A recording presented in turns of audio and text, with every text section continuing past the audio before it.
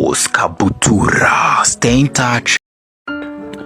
Intambara y'amagambo akomeye cyane hagati y'umugabo witwa Gica Kasuku wa mwami w'abagore ndetse n'undi mu blogger wita Godfather kuri Twitter ndetse n'ahandi hagiye hatandukanye. Ibingibi rero byatangijwe nuko umukire mu bijyanye no gushora imari y'unguyu ni coach Gael ari nawe uyoboye 155 ingi managinga Bruce Melody ndetse n'abandi bagiye batandukanye avuze mu bijyanye n'amafaranga amaze guspendinga mu nyubako ari kubaka mu mujyi wa Kigali ahazwi nka downtown.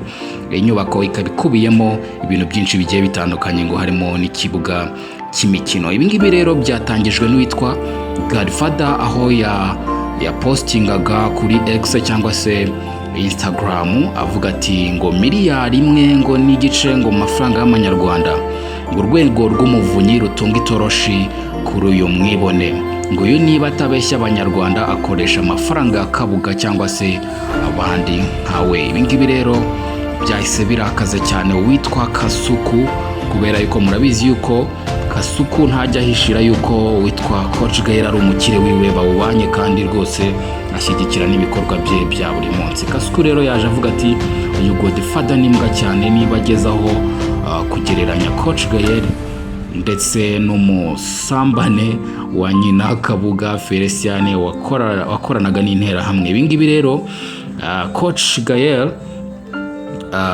ndavuga Gica yakomeje avuga ati iyi mbwa mbabwira irahubuka cyane pe, izi urubyiruko Gael yatumye rubona akazi mu iyubaka ry'iyo nyubako Kigali Universe uko rungana.